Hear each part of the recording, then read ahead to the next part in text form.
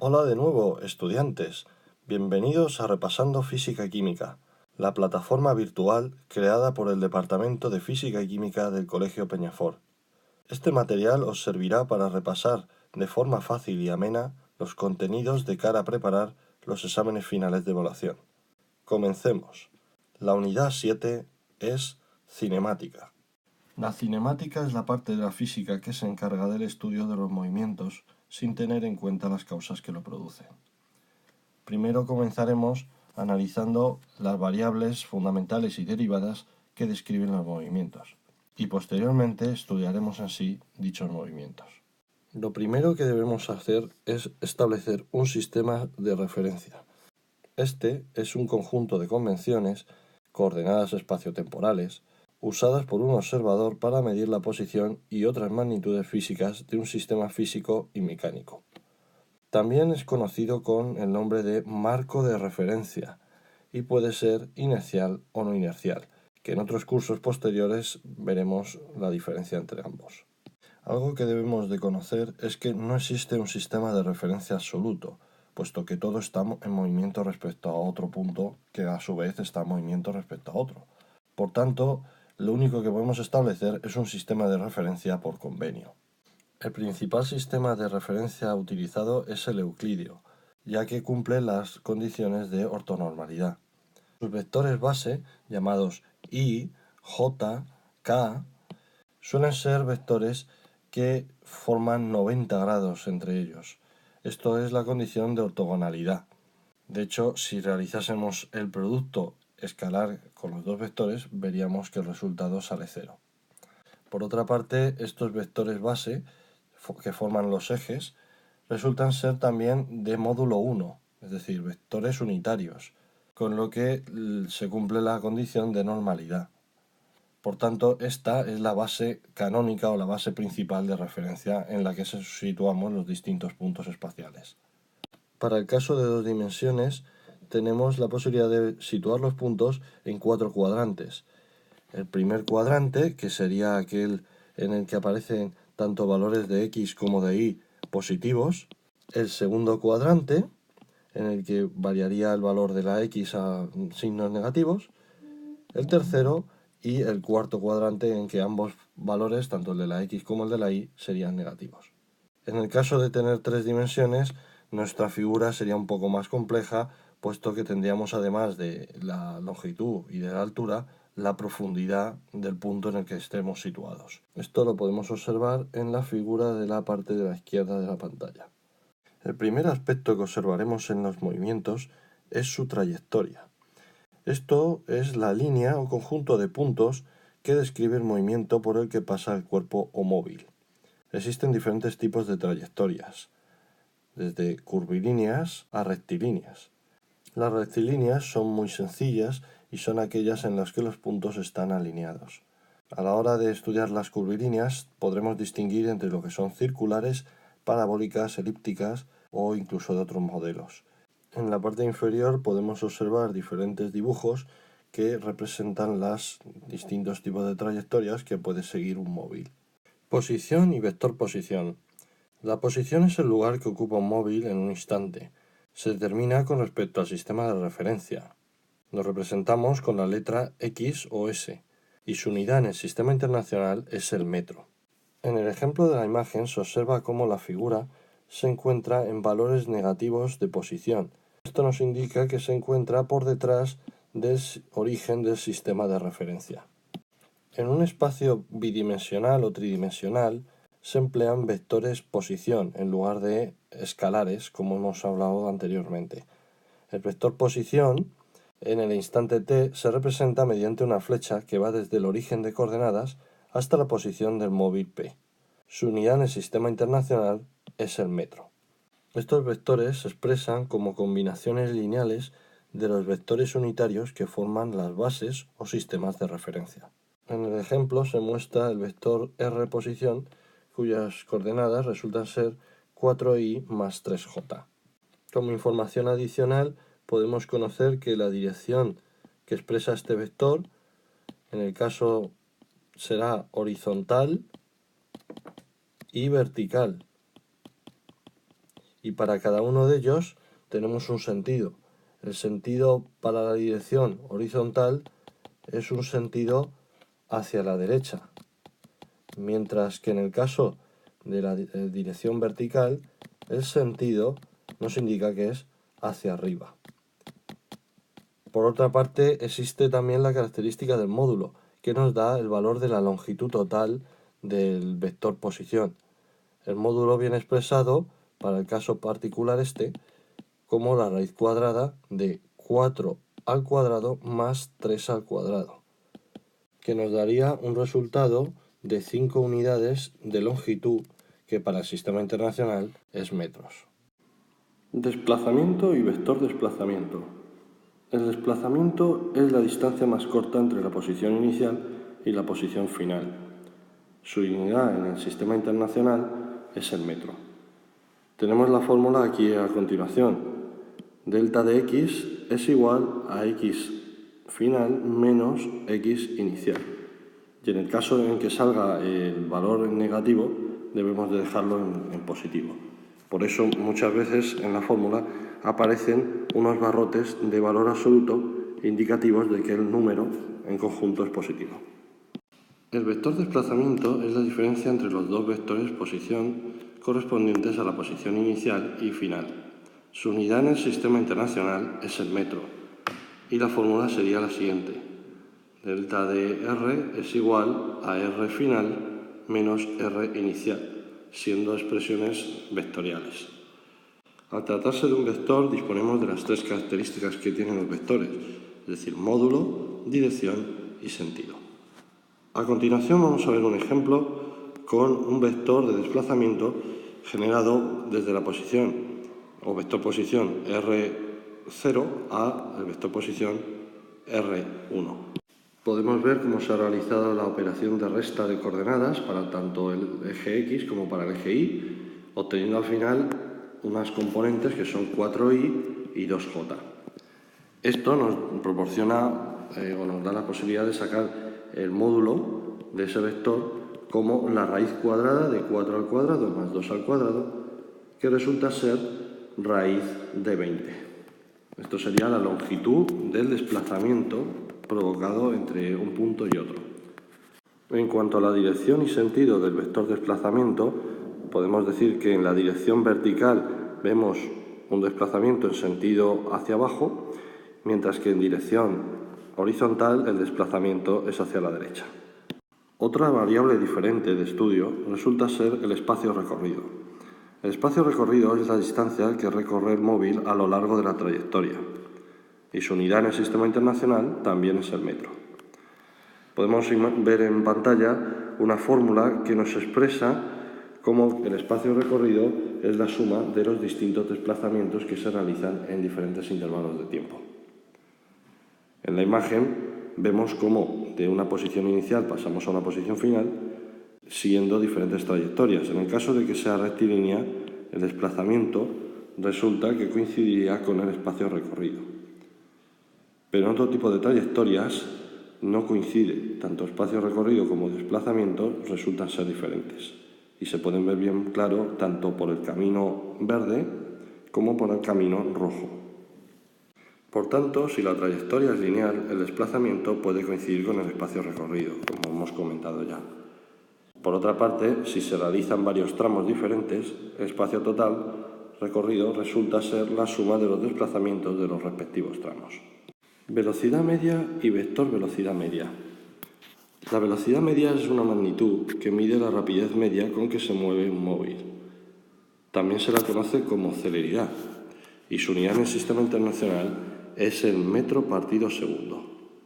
La fórmula para calcular las velocidades medias es la siguiente que aparece en pantalla. El vector velocidad media representa el mismo concepto que la velocidad media, pero para un espacio vectorial. Su unidad en el sistema internacional también es el metro partido segundo. Además, su módulo no coincide con el valor de la velocidad media escalar. Su fórmula resulta ser aquella que estoy subrayando en pantalla. Al igual que hemos comentado para el resto de vectores, resulta que tiene tanto longitud dada por el módulo como sentido, que nos indica la flecha, pues si es en valor positivo hacia la derecha y si es en valor negativo hacia la izquierda. Y si fuera en referencia al eje Y, sería la velocidad positiva hacia arriba, mientras que negativa sería hacia abajo. Por otra parte está la dirección, que como hemos comentado sería la de dirección vertical u horizontal, y en el caso de una tercera dimensión la dirección sería en profundidad. Velocidad instantánea y vector velocidad instantánea. La velocidad instantánea es la velocidad que tiene el móvil en un instante determinado. Su unidad, igual que la velocidad media, es el metro partido segundo en sistema internacional. La fórmula es esta que aparece en pantalla. Esto nos obliga a entrar en el cálculo infinitesimal. Puesto que dicha herramienta matemática todavía no la conocemos, ya estudiaremos esta variable al curso que viene. Al igual que pasaba con la velocidad media, existe también el vector velocidad instantánea. Este es el límite del vector velocidad media conforme la variación del tiempo tiende a cero, puntos muy próximos entre sí. Su dirección es tangente a la trayectoria en el punto y su unidad en el sistema internacional continúa siendo los metros partidos segundo. La definición nos expresa esta fórmula que nos vuelve a obligar a conocer el cálculo infinitesimal. Por tanto, en el próximo curso llegaremos a estudiarla. El objetivo en este curso es únicamente el haberla introducido para conocerla. Aceleración media y vector aceleración media. La aceleración media es una magnitud que mide cuánto varía la velocidad de un móvil por unidad de tiempo. Es positiva si aumenta la velocidad y es negativa si disminuye. Su unidad en el sistema internacional es el metro partido segundo al cuadrado. La fórmula que expresa esto que hemos comentado anteriormente viene mostrada en pantalla, siendo la variación de velocidad partido el tiempo. Por otra parte tenemos el vector aceleración media, que representa el mismo concepto que la aceleración media, pero para un espacio vectorial. Su unidad en el sistema internacional es el metro partido segundo al cuadrado y su módulo no coincide con el valor de la aceleración media escalar. La fórmula sería también la que mostramos a continuación. En ella volvemos a emplear la variación de la velocidad, pero en este caso de los vectores velocidad, dividiéndolos entre el tiempo en que se ha realizado esa variación. Al igual que para otras magnitudes vectoriales, el vector aceleración media nos indicaría la dirección, el sentido y el valor total que sería su módulo. En el caso de que saliera un número positivo, nos estaría indicando que aumentamos el valor de velocidad, mientras que cuando las aceleraciones son con signo negativo, indican que hay una deceleración o frenado del objeto. Como ya comentamos, el cálculo infinitesimal se estudia en matemáticas de cursos superiores. Por tanto, la aceleración instantánea y el vector aceleración instantánea, como ocurrió con la velocidad instantánea, únicamente la introduciremos para conocerla, pero los cálculos sobre los valores se realizarán en cursos superiores. La aceleración instantánea es la aceleración que tiene el móvil en un instante determinado. Su unidad en el sistema internacional es el metro partido segundo al cuadrado. La fórmula correspondería al límite que aparece en pantalla. Por otra parte, el vector aceleración instantánea es el límite del vector aceleración media conforme la variación del tiempo tiende a cero, es decir, puntos muy próximos entre sí. Su dirección es tangente a la trayectoria en el punto y su unidad en el sistema internacional es el metro partido segundo al cuadrado. Según la definición dada, tenemos la siguiente fórmula concreta para el vector de aceleración instantánea. Como última variable hablaremos de la aceleración total, que está formada por la tangencial y la radial. Ambas componentes las diferenciaremos a la hora del cálculo. Las componentes intrínsecas de la aceleración son aquellas que miden la variación del vector velocidad en algún aspecto de módulo o dirección. Sus unidades en el sistema internacional son el metro partido segundo cuadrado. En conclusión, el vector de aceleración total está formado por la suma de los vectores de aceleración radial más aceleración tangencial. La aceleración tangencial provoca un cambio en la rapidez de la partícula y ocurre en dirección tangencial al movimiento. Su fórmula resulta ser la siguiente: la variación del módulo de la velocidad entre el tiempo en que ha realizado ese cambio. En cuanto a la aceleración radial normal, o también conocida como centrípeta, provoca un cambio en la dirección del vector velocidad, y este suele ser en dirección perpendicular. La fórmula que expresa su valor corresponde a la velocidad al cuadrado partido el radio de curvatura de la trayectoria. Una vez calculado ambos componentes, finalmente el módulo de la aceleración total resulta ser la raíz cuadrada de la aceleración radial al cuadrado más la aceleración tangencial al cuadrado. Una vez analizadas las distintas variables, ahora vamos a investigar los diferentes tipos de movimiento que nos podemos encontrar. El primero de ellos sería el movimiento de reposo. Este se trata de un movimiento ficticio, puesto que no existe el reposo absoluto. Lo que hay es un reposo en relación al sistema de referencia. La ecuación característica de este movimiento sería la siguiente: x igual a x inicial. Por tanto, indicamos que no estamos modificando nuestra posición a lo largo del tiempo. Sus velocidades como sus aceleraciones resultan ser cero. Un aspecto relevante para poder diferenciarlo de otros movimientos son sus gráficas características. La gráfica x frente al tiempo es aquella en la que vemos que se mantiene constante su representación, mientras que las de v frente a t o a frente a t prácticamente no se observa nada. Otro movimiento destacable es el movimiento rectilíneo uniforme. Este se trata de aquel movimiento rectilíneo que ocurre a una velocidad constante. De hecho, sus ecuaciones características es aquellas en las que la velocidad siempre resulta ser el mismo número. La fórmula principal nos dice que la posición vendrá marcada por la posición inicial más la velocidad por el tiempo. En cuanto a sus gráficas, se observa como la gráfica x frente a t es diferente de la que vimos para el reposo, puesto que sale una línea en diagonal. La de v frente a t también ha variado, que ahora sale una línea constante, mientras que la de a frente a t continúa siendo aquella en la que no se muestra nada. Además de percibir la diferencia con respecto a otros movimientos en sus gráficas, debemos de llegar a sacar información de ellas. De la pendiente de la gráfica x frente a t se obtiene la velocidad. Por tanto, hay que saber calcular la pendiente de una gráfica para poder obtener las velocidades de los respectivos objetos.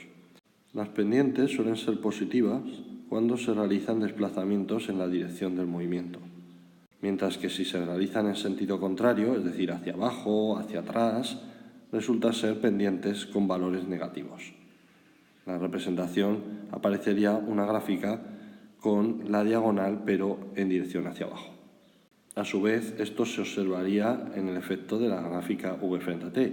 Cuando nos desplazamos en el sentido del movimiento, la velocidad vendrá marcada por un número que será constante y positivo, mientras que en el caso de ser representaciones con velocidades frente al tiempo en el que se ha realizado un sentido contrario, la velocidad saldría por debajo del eje de las x. Otro movimiento sería el movimiento rectilíneo uniformemente acelerado. Se trata del movimiento en el que la aceleración permanece constante. Por tanto, en sus ecuaciones, una de ellas, la aceleración, es un número que no varía pasando el tiempo. Otra de las dos ecuaciones características del movimiento serían aquellas dadas para la posición, como estoy marcando ahora en la pantalla, y la ecuación dada para la velocidad. La presencia de un más y un menos delante de las posiciones de la velocidad indican, como comentamos, el sentido del movimiento, mientras que la presencia de un más y un menos delante de las aceleraciones nos indica si el objeto está aumentando su velocidad o si la está disminuyendo.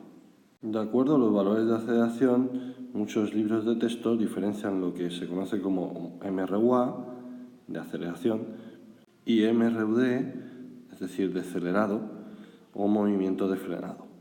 En cuanto a las gráficas características, vamos a diferenciar las dadas para el MRUA de las dadas para el MRUD.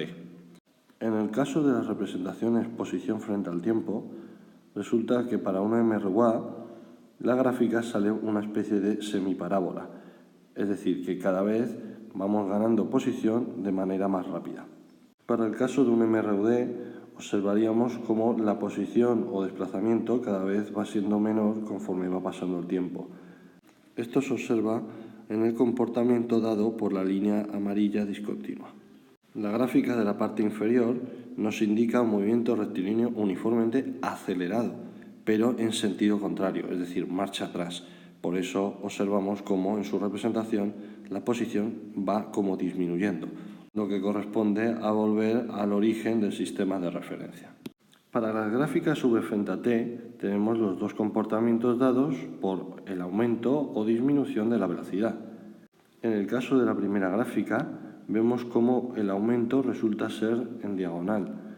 Esto implica que podamos calcular el valor dependiente de esta línea y obtener con ello la aceleración. Para el caso de un movimiento rectilíneo uniformemente decelerado, observamos que en la gráfica v frente a t la representación lineal va disminuyendo hasta alcanzar el valor de 0. Similar que antes, calculando la pendiente de esta recta, obtendremos el valor de aceleración que será negativo, puesto que estamos realizando un frenado del móvil. Lo comentado anteriormente concuerda con las gráficas de A frente a T. Para el caso de un MRUA, resulta que la A frente a T nos da una representación de un valor constante, que es el valor positivo de aceleración. Mientras que en el caso de un MRUD o de frenado, la aceleración también permanece constante, pero esta vez con un valor negativo, puesto que se encuentra debajo del eje. En resumen, el comportamiento dado en las gráficas por las líneas negras resulta ser el del MRUA, mientras que el comportamiento dado por las líneas amarillas es el correspondiente a un MRUD. El siguiente movimiento es el conocido como caída libre. Se trata de la caída de un móvil desde cierta altura sobre la superficie terrestre por la acción de la gravedad. Esto reduce los casos a situaciones en las que la altura del objeto se encuentra prácticamente a un valor despreciable comparado al radio terrestre, y por tanto el valor de la gravedad resulta constante y igual a 9,8 metros segundo cuadrado. Podemos distinguir dos tipos de trayectorias según los casos de caída libre. El más sencillo sería la caída libre cuando se suelta un cuerpo. Este movimiento comienza con una velocidad inicial igual a 0, que va incrementando su valor conforme se desplaza, debido a que es un movimiento acelerado por efecto de la gravedad. El otro tipo de movimiento sería la caída libre impulsada hacia abajo. De inicio partimos con una velocidad distinta de 0, que se va incrementando conforme vamos realizando el desplazamiento. Al igual que ocurría en el caso anterior, esto es un movimiento acelerado por efecto de la gravedad. Las ecuaciones características para cada uno de los movimientos son las que aparecen a continuación. Para el caso del movimiento de caída libre, observamos cómo la altura va disminuyendo debido al efecto del valor de gravedad. A su vez, vemos que la velocidad tiene valores negativos, puesto que se está realizando un desplazamiento hacia abajo.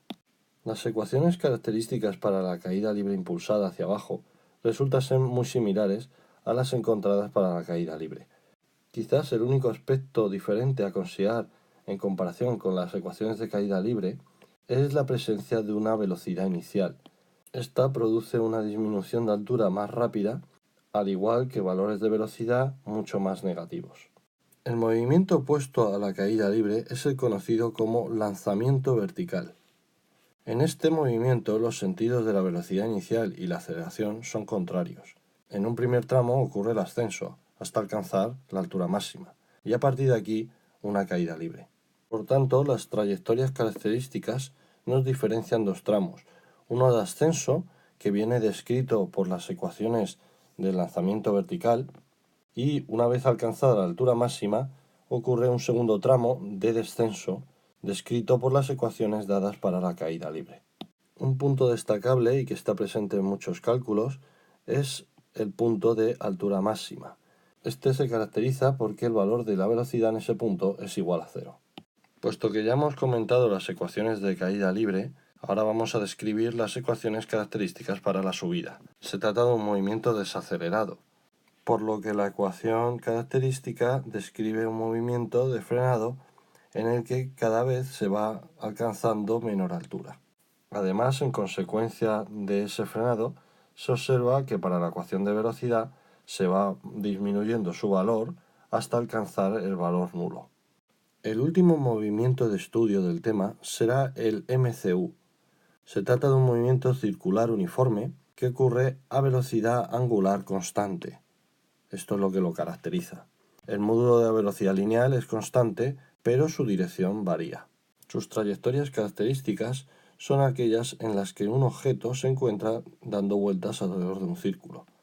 Presenta aceleración centrípeta, que es aquella que le obliga a mantener la trayectoria circular, y además velocidad, que es lo que le impulsa para que realice el movimiento constante de giro. Una peculiaridad de los movimientos circulares es que se diferencian de los rectilíneos en el empleo de letras griegas en lugar de las letras latinas.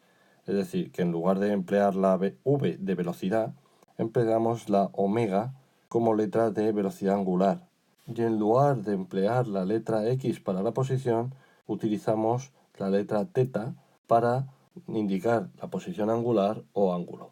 Las unidades para el Sistema Internacional de Ángulo vienen dados por el radián, mientras que para la velocidad angular sus unidades son el radián partido segundo. La relación entre radianes y grados la tenemos en pantalla. Podemos simplemente recordar que pi radianes equivalen a 180 grados. En el caso de querer conocer las variables lineales a partir de las angulares o viceversa, podemos contar con estas relaciones establecidas que aparecen aquí en la pantalla. Por último, las ecuaciones características para un MCU son muy similares a las dadas ya para un MRU, lo único que esta vez con aspectos angulares.